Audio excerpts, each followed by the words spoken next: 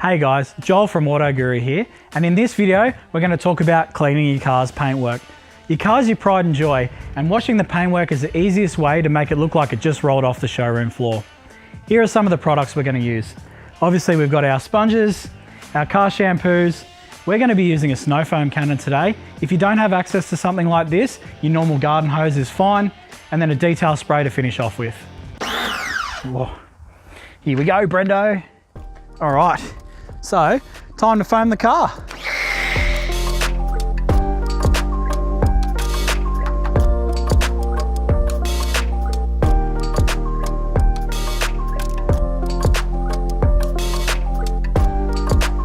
Back over the outside. All right, so we just want to let that dwell. It's like a pre-soak when you do your washing. It soaks all the dirt and debris, and slowly, with the gravity, it pulls it slowly down and off the car. All right, so now the snow foam's sat on there for 5 minutes or so, we'll foam up the our wash meter in the bucket. And you want to get it nice and sudsy because it provides the lubrication, just like foaming milk for your favorite cappuccino. And now it's time to get started on washing. So you want to start from the top down because all the lower portions of the vehicle are more dirty than the top. And you use your two separate sponges. So you have one for the top part of the car, which is this one. And then I have one for the bottom part of the car as well. All right, let's get started.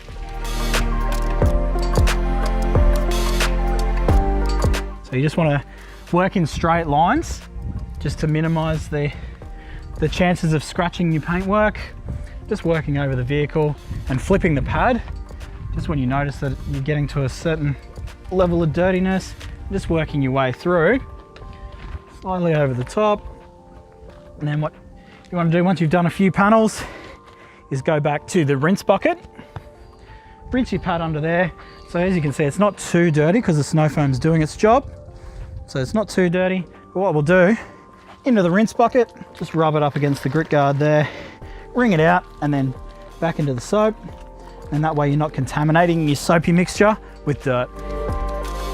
And as you can see, it's quite slippery, lots of lubrication, and the mitt's just gliding over the paintwork. There's no pressure involved. You don't need to press down or anything like that. Just run the mitt over the vehicle. So as you can see, it's starting to heat up over here, and the soap's actually started to dry a little bit, which isn't a big deal if you're using a pH neutral soap, which is what we're using. Most soaps these days are pH neutral. So I usually use the door handles as a mark for where I switch between my top pad and my bottom pad, just to make sure there's no cross contamination. You've always got to be careful in the boot area as well, as this is usually one of the most dirty parts of the vehicle. We'll pop this one into the rinse bucket and grab our second mitt and start work on the lower panels of the car. So you're going to be dipping your rinse mitt a few more times, just because this is the dirty part of the car. Work on a panel at a time, just inspecting your sponge, making sure there's no dirt or debris in there, so you minimize the chances of scratching. And as you can see, this part's actually quite a bit dirtier. So that was just off the bottom of the quarter panel. You can see all the dirt that's come off there. So straight into the rinse bucket, rinse it off, wring it out, and then back into the soap.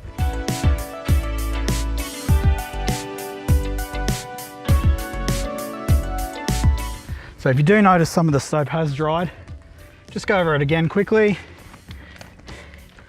Obviously working in the shade is the best possible option, but not everyone has shade to work in. All right, it's now time to rinse. So I do a two-stage rinse. I'll hit it quickly with the gurney. What I'll do is I'll take the hose off the pressure washer and do what's known as a sheeting rinse. Now we'll go around the other side. As you can see, it looks a ton better already. We haven't even begun to dry it off yet. All right, so now that rinse is done, we'll do what's known as a sheeting rinse. So what's involved in the sheeting rinse is you just turn the tap on very gently and use the water pressure and the water weight to remove the excess water from the paintwork. It's quite a simple process, and it's almost like using water to dry the vehicle. Now this sheeting rinse works especially well with a car that's been coated with a wax or a sealant, as it will just help the water fall off. So when drying, you want to focus on the parts of the car that are in the sun first, as you don't want to allow the water to actually dry on the vehicle, as water from your tap, it's actually got minerals in it, and when the sun evaporates the water, it leaves the minerals behind, and these are known as water spots. Let's grab your detail spray, such as this Boss Gloss. There's plenty of different alternatives out there, and a drying towel. And you want to use the short pile side, which is more absorbent. You fold it into fourths, and what I like to do is spray some on the paintwork and then dry the towel over it. And once you've done one section, then you use the damp towel to go around and actually spray the product into the towel. Now that your towel's got a bit of moisture in it from wiping down those couple of panels, fold it into fourths again. It's terrible folding by me. And then just a couple of sprays into the towel and then onto the paintwork. But as you can see, there's not much water left after the sheeting rinse that we did, just as the weight of the water pulled it down.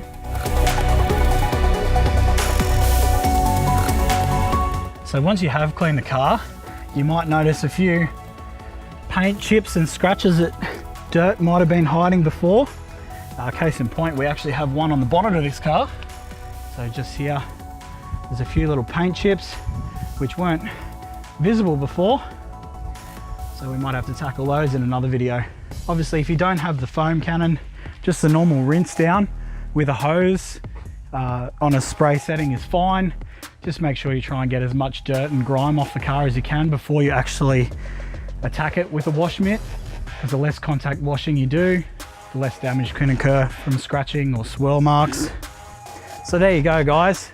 Quick and easy way of keeping your car nice and clean. As you can see, looks great. Brings it back to that showroom shine. So for more tips and tricks, please feel free to check us out on YouTube. We've got a few car cleaning videos, an engine bay, keeping the wheels clean, interior video.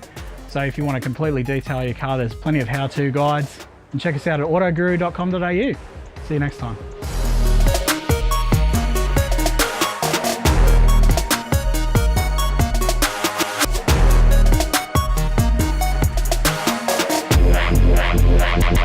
Yeah.